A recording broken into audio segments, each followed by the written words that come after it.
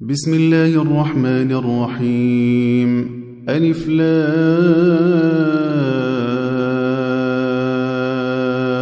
را تلك آيات الكتاب الحكيم أكان للناس عجبا أن أوحينا إلى رجل منهم أن أنذر الناس وبشر الذين آمنوا أن لهم قدم صدق عند ربهم قال الكافرون إن هذا لساحر مبين إن ربكم الله الذي خلق السماوات والأرض في 6 أيام ثم استوى على العرش يدبر الأمر ما من شفيع إلا من بعد إذنه ذلكم الله ربكم فاعبدوه أفلا تذكرون إليه مرجعكم جميعا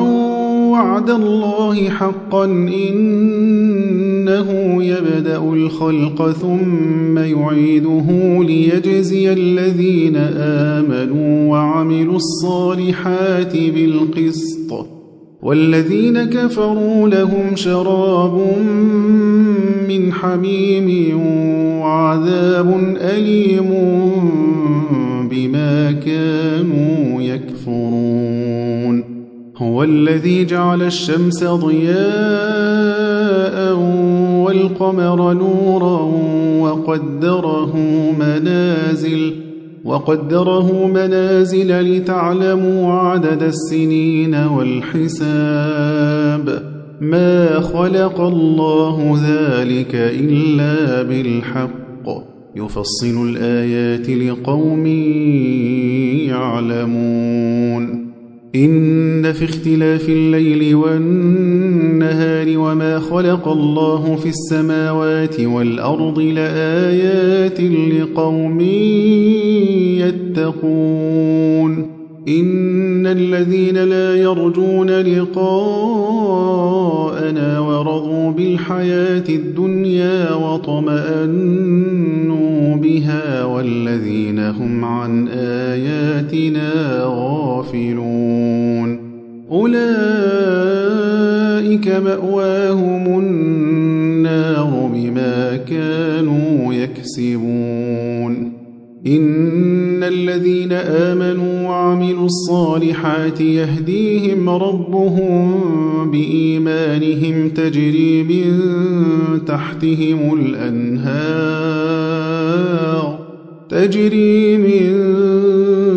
تحتهم الأنهار في جنات النعيم دعواهم فيها سبحانك اللهم وتحيتهم فيها سلام وآخر دعواهم أن الحمد لله رب العالمين ولو يعجل الله للناس الشر استعجالهم بالخير لقضي إليهم أجلهم فنذر الذين لا يرجون لقاءنا في طغيانهم يعمهون وإذا مس الإنسان الضر دعانا لجنبه أو قاعدا أو قائما فلما كشفنا عنه ضره مر كأن لم يدعنا إلى ضر مسه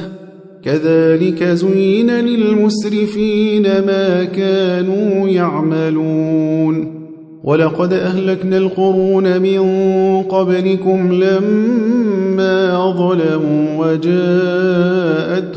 رسلهم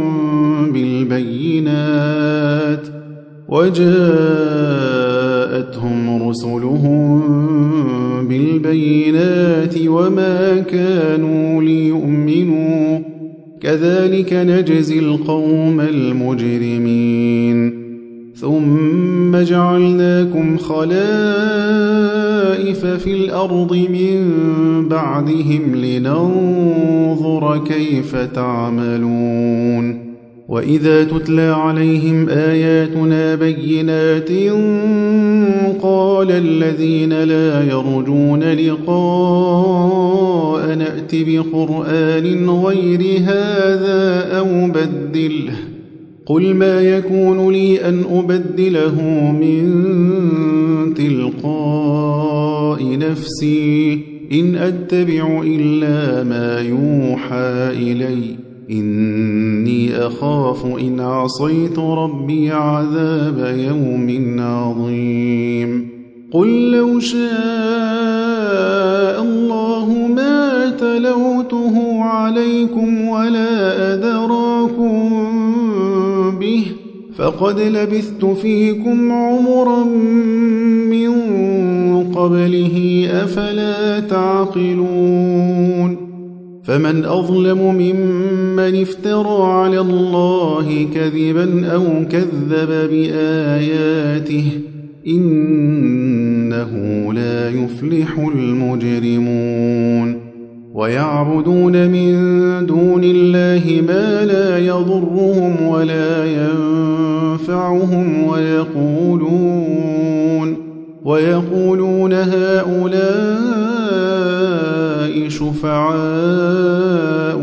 عند الله قل أتنبئون الله بما لا يعلم في السماوات ولا في الأرض سبحانه وتعالى عما يشركون وما كان الناس إلا أمة واحدة فاختلفوا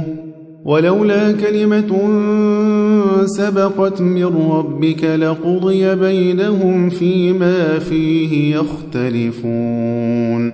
ويقولون لولا أنزل عليه آية من ربه فقل إنما الغيب لله فانتظروا إني معكم من المنتظرين وإذا أذقنا الناس رحمة من بعد ضراء مستهم إذا لهم مكر في آياتنا قل الله أسرع مكرا إن رسلنا يكتبون ما تمكرون هو الذي يسيركم في البر والبحر حتى إذا كنتم في الفلك وجرين بهم بريح طيبة وفرحوا بها جاءتها ريح عاصف وجاءهم الموج من كل مكان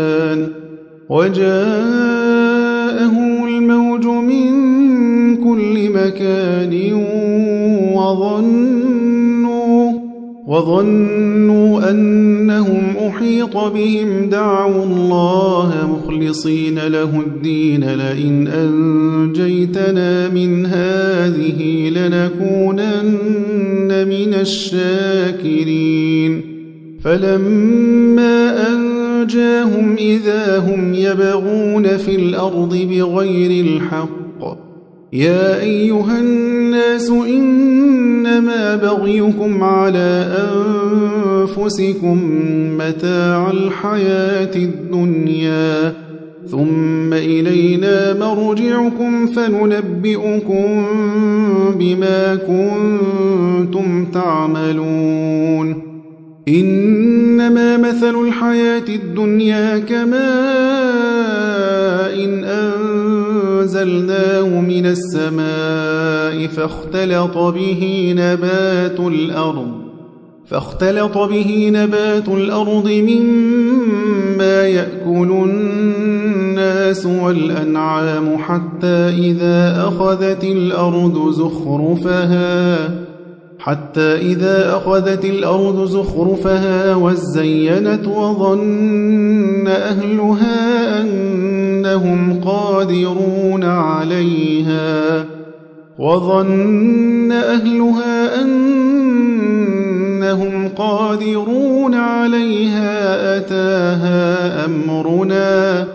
أتاها أمرنا ليلا أو نهارا فجعلناها حصيدا كأن لم تغن بالأمس كذلك نفصل الآيات لقوم يتفكرون والله يدعو إلى دار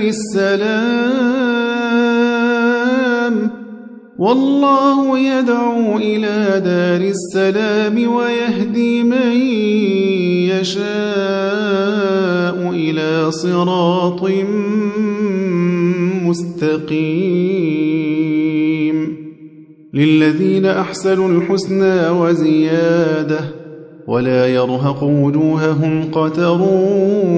ولا ذلة أولئك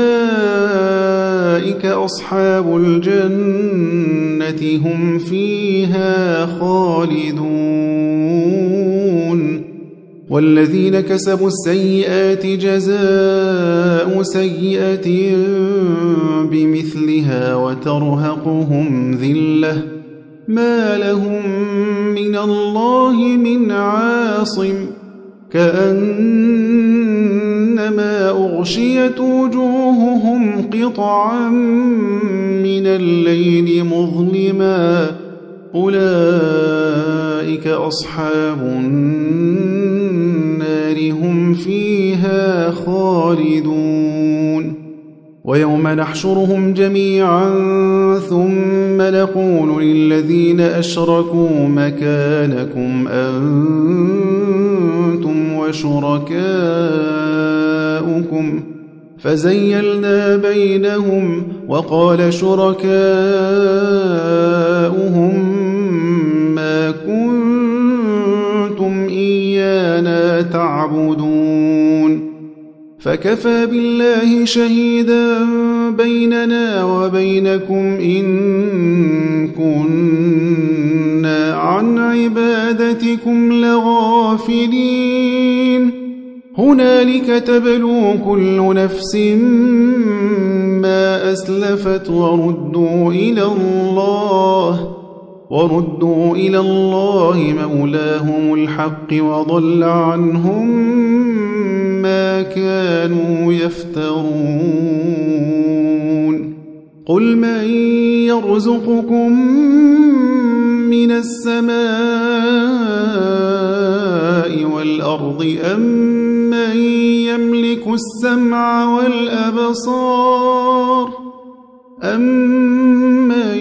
يملك السمع والأبصار ومن يخرج الحي من الميت ويخرج الميت من الحي ومن يدبر الأمر فسيقولون الله فقل أفلا تتقون فذلكم الله ربكم الحق فماذا بعد الحق إلا الضلال فأنى تصرفون كذلك حقت كلمة ربك على الذين فسقوا أنهم لا يؤمنون قل هل من شركائكم من يبدأ الخلق ثم يعيده قل الله يبدأ الخلق ثم يعيده فأنى تؤفكون قل هل من شركائكم من يهدي إلى الحق قل الله يهدي للحق أفمن يهدي إلى الحق أحق أن يتبع أم من لا يهدي إلا أن يهدى فما لكم كيف تحكمون وما يتبع أكثرهم إلا ظنا إن الظن لا يغني من الحق شيئا إن الله عليم بما يفعلون وما كان هذا القرآن أن يفترى من دون الله ولكن تصديق الذي بين يديه وتفصيل الكتاب لا ريب فيه من رب العالمين أم يقولون افتراه قل فأتوا بسورة مثله ودعوا من استطعتم من دون الله إن كنتم صادقين بل كذبوا بما لم يحيطوا بعلمه ولما يأتهم تأويله كذلك كذب الذين من قبلهم فانظر كيف كان عاقبة الظالمين ومنهم من يؤمن به ومنهم من لا يؤمن به وربك أعلم بالمفسدين وإن كذبوك فقل لي عملي ولكم عملكم أنتم بريئون مما أعمل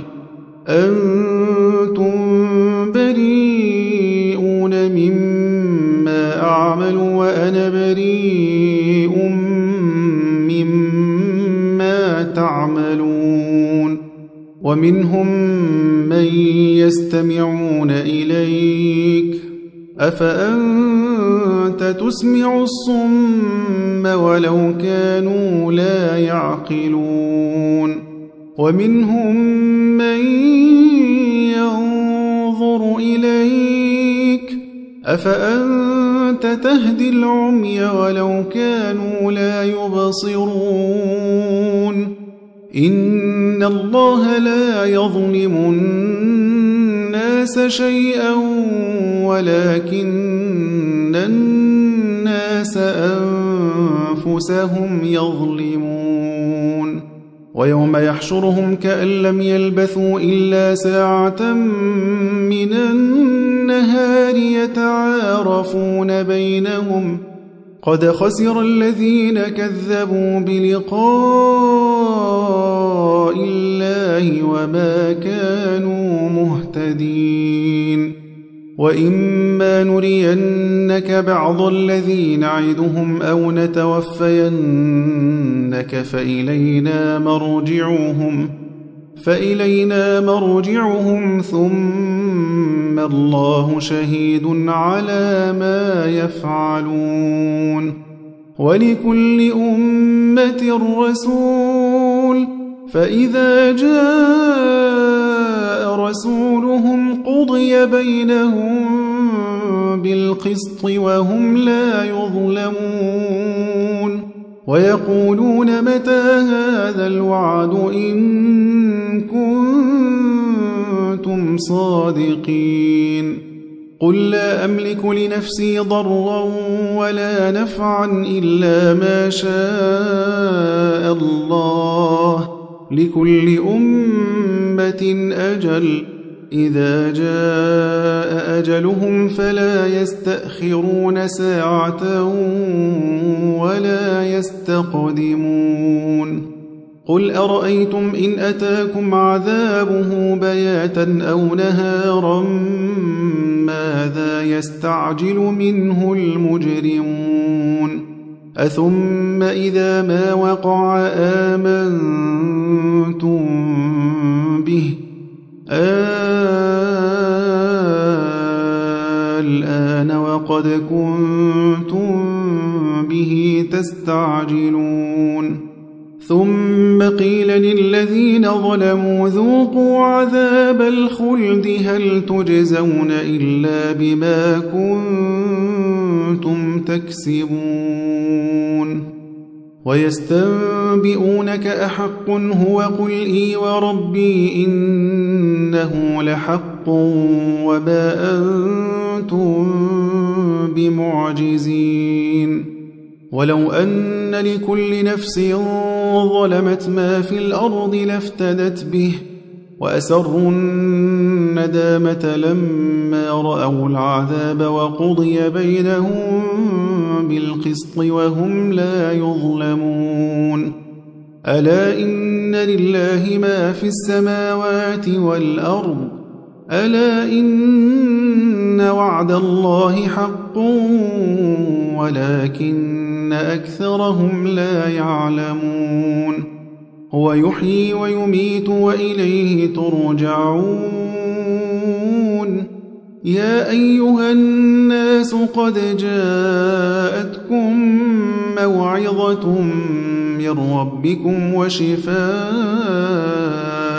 لما في الصدور وهدى ورحمة للمؤمنين قل بفضل الله وبرحمته فبذلك فليفرحوا هو خير مما يجمعون قل أرأيتم ما أنزل الله لكم من رزق فجعلتم منه حراما وحلالا قل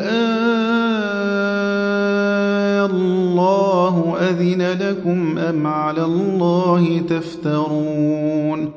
وما ظن الذين يفترون على الله الكذب يوم القيامة إن الله لذو فضل على الناس ولكن أكثرهم لا يشكرون وما تكون في شأن وما تتلو منه من قرآن ولا تعملون من عمل إلا كنا عليكم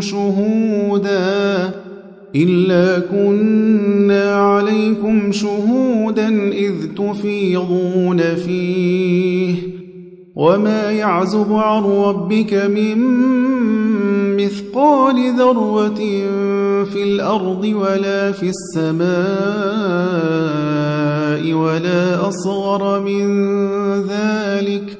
ولا أصغر من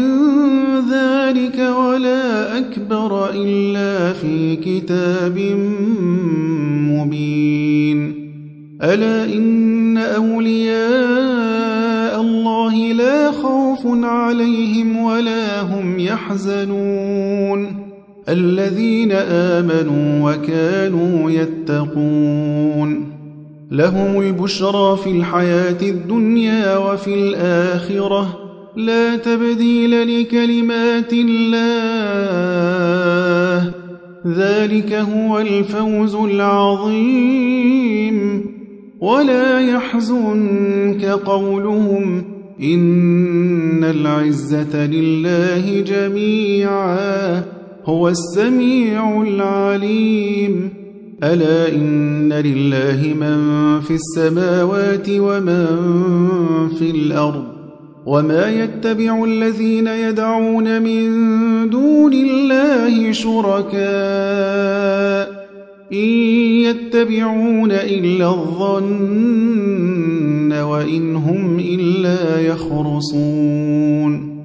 هو الذي جعل لكم الليل لتسكنوا فيه والنهار مبصرا إن في ذلك لآيات لقوم يسمعون قالوا اتخذ الله ولدا سبحانه هو الغني له ما في السماوات وما في الأرض إن عندكم من سلطان بهذا أتقولون على الله ما لا تعلمون قل إن الذين يفترون على الله الكذب لا يفلحون متاع في الدنيا ثم إلينا مرجعهم ثم نذيقهم العذاب الشديد بما كانوا يكفرون. واتل عليهم نبأ نوح إذ قال لقومه يا قوم إن كان كبر عليكم مقامي وتذكيري بآيات الله فعلى الله توكلت فأجمعوا أمركم وشركاءكم ثم لا يكن أمركم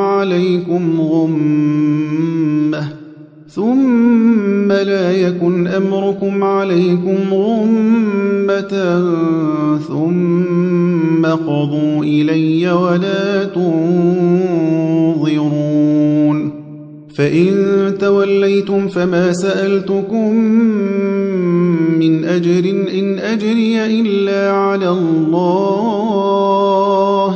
وأمرت أن أكون من المسلمين. فكذبوه فنجيناه ومن معه في الفلك وجعلناهم خلائف وأغرقنا الذين كذبوا بآياتنا فانظر كيف كان عاقبة المنذرين. ثم بعثنا من بعده رسلا إلى قومهم فجاءوهم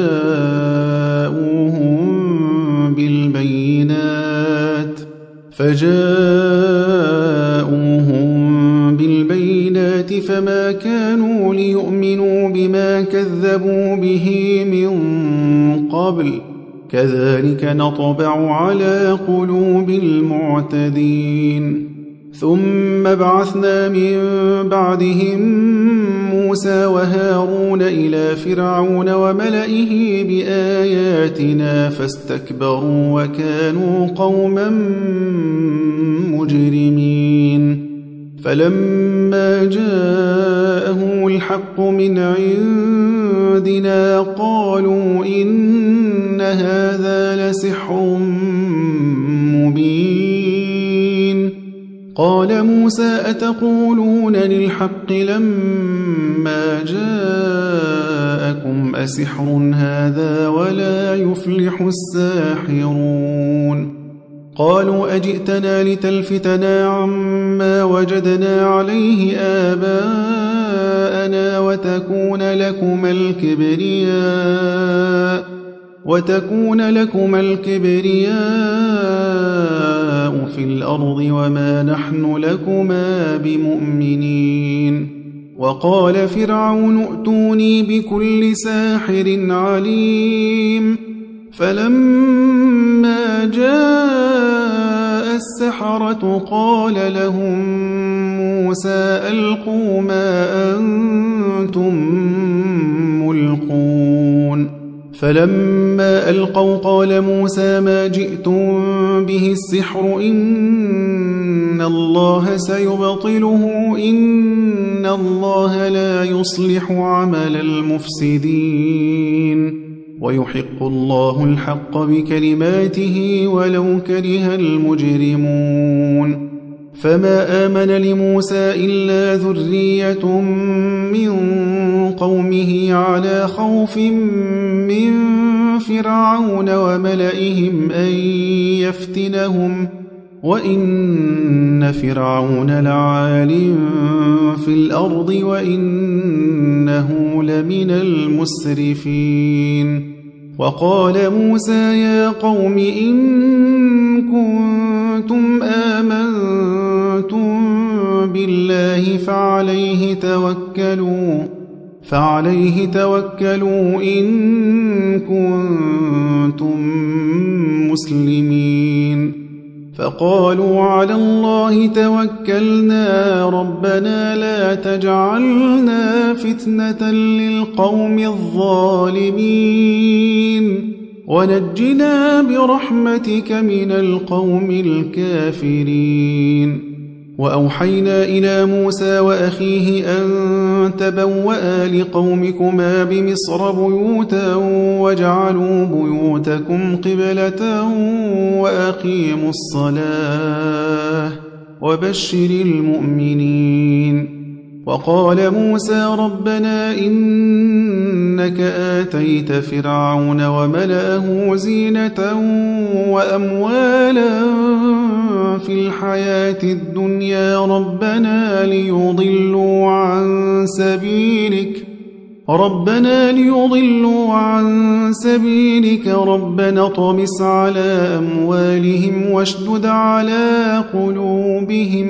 ربنا اطمس على أموالهم واشدد على قلوبهم فلا يؤمنوا حتى يروا العذاب الأليم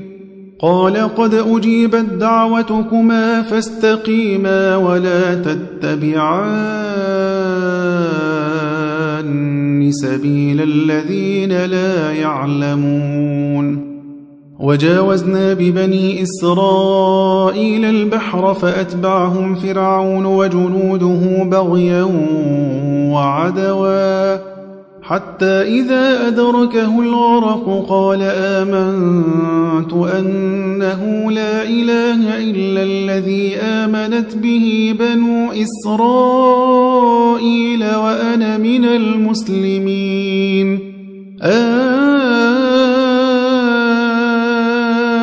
الآن وقد عصيت قبل وكنت من المفسدين فاليوم ننجيك ببدنك لتكون لمن خلفك آية وإن كثيرا من الناس عن آياتنا لغافلون ولقد بوأنا بني إسرائيل مبوأ صدق ورزقناهم من الطيبات فما اختلفوا حتى جاءهم العلم إن ربك يقضي بينهم يوم القيامة فيما كانوا فيه يختلفون فإن كنت في شك مما أنزلنا إليك فاسأل الذين يقرؤون الكتاب من قبلك لقد جاءك الحق من ربك فلا تكونن